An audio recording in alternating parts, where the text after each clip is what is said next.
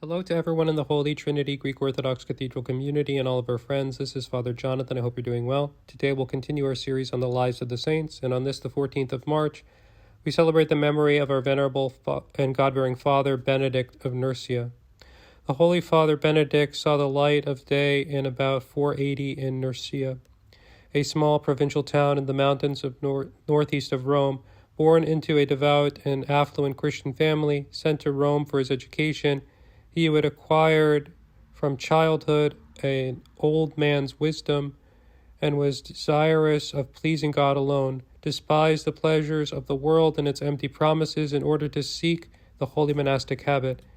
As he stopped in the village of Amphide, the Cimbrian hills, his nurse, who had followed him with a mother's devotion, borrowed an earthenware sieve to dry the grain before making bread, but the sieve fell to the ground and broke. Seeing how troubled the nurse was, the young boy fell to tearful prayer, and when he got to his feet, returned the object to her intact.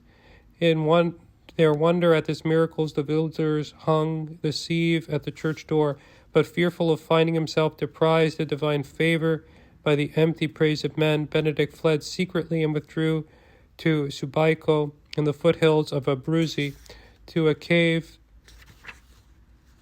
perched in the height about 2,000 feet, where he lived unknown by men except for a Cenobite monk, Romanus, who clothed him in the monastic habit and secretly took him provisions that he saved from his own portion.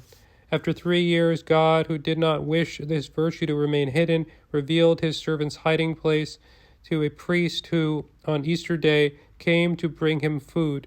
Benedict, who has lost all sense of time, greeted him with the words, I am aware that it must be Easter because I have the honor of seeing you. Shortly after this, some shepherds found him in their turn, and very soon a large number of people came to visit him in order to receive the word of salvation.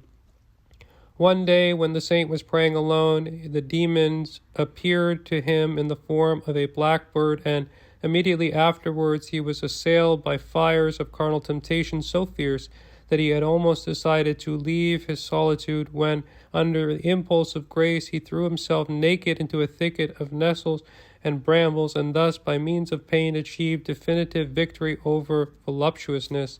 Receiving by the grace of God impassibility of the flesh, he was rightly able, as a mature man, to become from that time onwards a guide to others in virtue.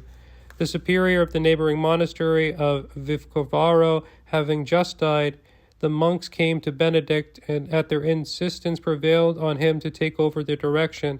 But as soon as he tried to impose strict evangelical discipline, which clashed with their devious conduct, they began to murmur against him and even went as far as trying to poison him.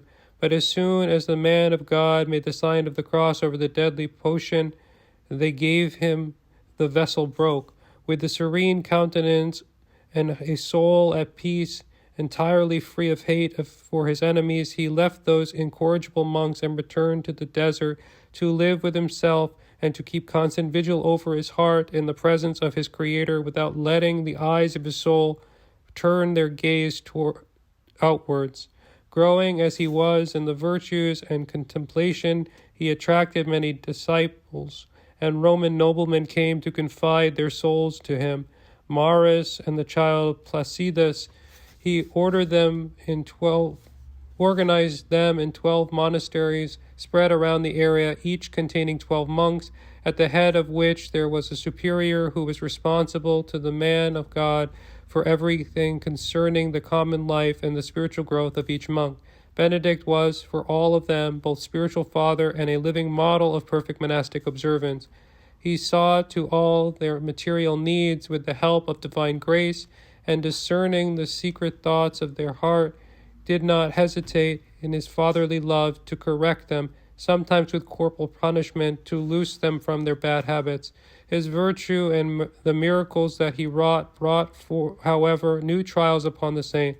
A priest called Florentus, consumed with jealousy towards him at the devil's suggestion, set himself to spread all sorts of lies, intending to drive the visitors away. and went as far one day as to send him a poisoned loaf. On receiving the baleful present, Benedict held it out to a crow that used to come and take the crumbs from his hand, ordering it to go and throw it where no one could ever find it. The unworthy priest was disposed at any price to give up laying traps for the saint, and being able to do nothing to Benedict himself, undertook to make his disciples fall into the sin on seeing 7 girls dancing naked in front of them in the garden of the monastery. Fearful of becoming the cause of downfall to his brethren, Benedict decided to oppose the evil one no longer, and having given his last counsels to the superiors of the monastery, left Subaico at the head of a small group of disciples in about 529.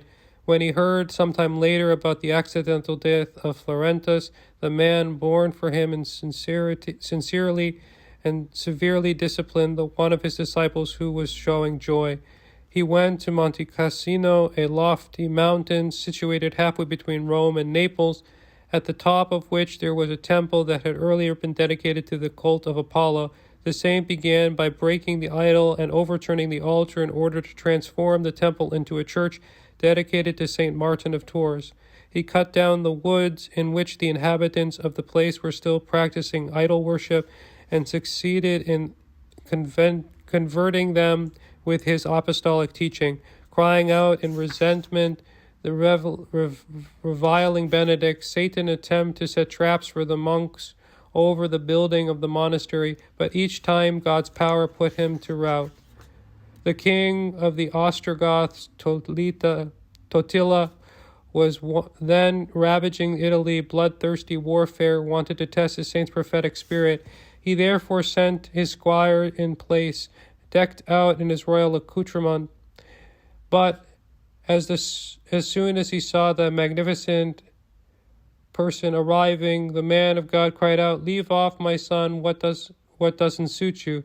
Then Totila arrived in person and prostrated him at the saint's feet, who himself raised him up, reproaching him for his ill deeds and predicting to him that he would find death in Rome after reigning for 10 years. This prediction was exactly fulfilled in 556.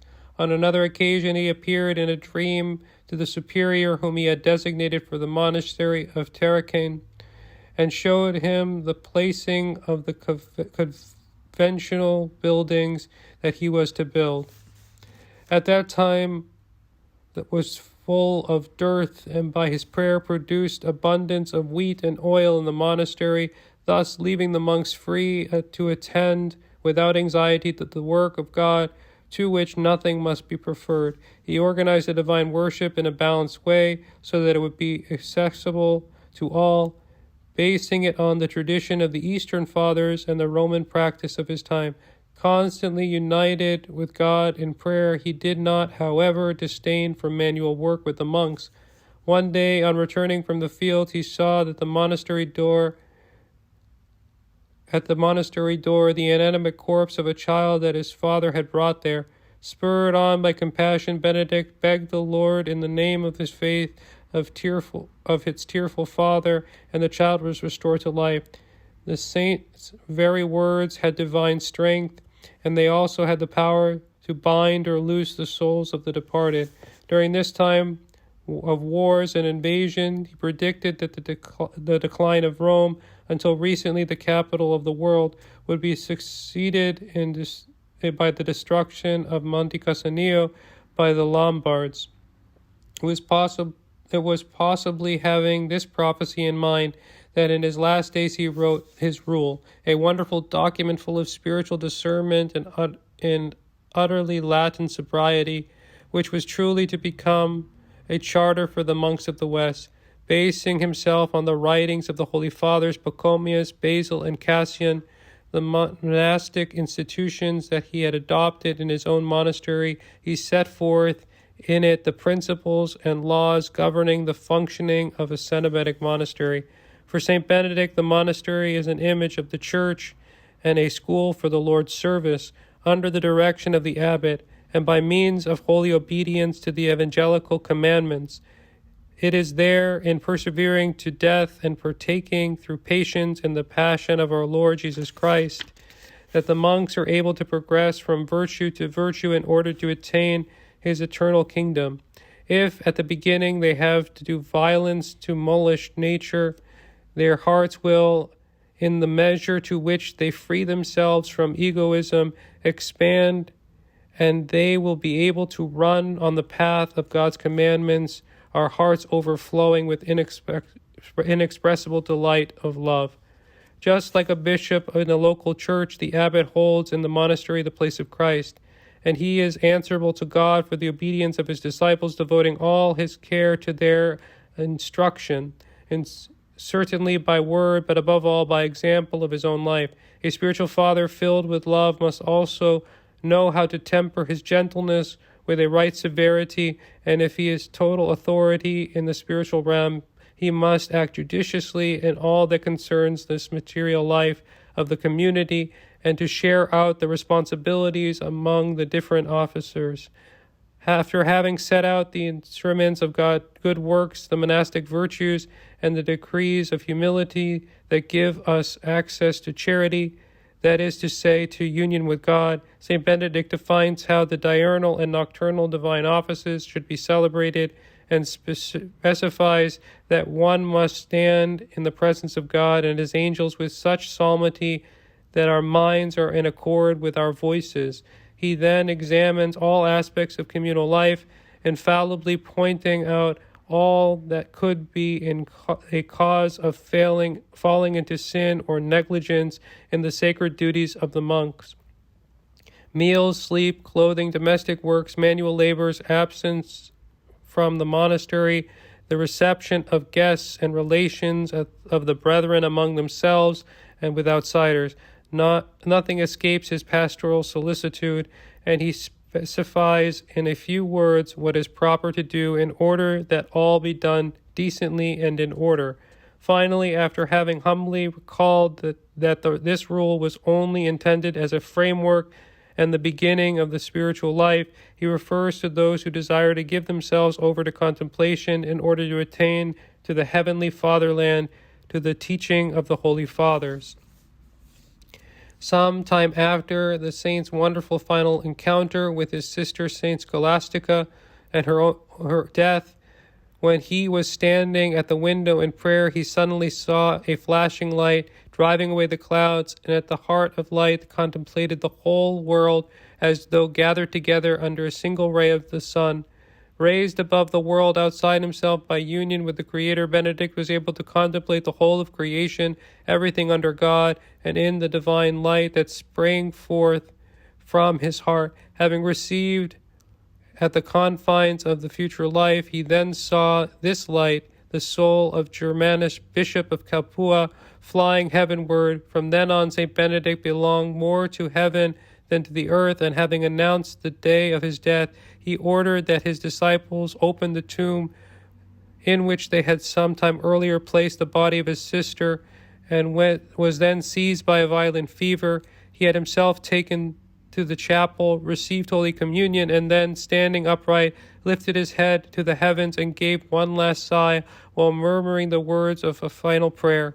On the same day, the brethren saw a path spread with rich carpet and lit innumerable torches rising up to heaven from his monastery, and the old man appeared at the top to reveal to them that it was by that path that the saint had gone to his heavenly homeland. Miracles later abounded around the relics of St. Benedict. After the destruction of the monastery by the Lombards, the relics were forgotten until some of the monks of the monastery of Fleury-sur-Loire took them at the beginning of the 8th century to translate them into their monastery, now called St. Benoît de Loire, where they can still be venerated today. By the prayers of St. Benedict of Nursia, may the Lord God have mercy on us and save us. God bless you. We're here for you. We love you. Don't hesitate to reach out, call us, email us, leave us a message on social media, leave us a note in the comment section. If you'd like to support this ministry, remember to like and subscribe to our YouTube channel. Again, God bless you and have a beautiful rest of your day.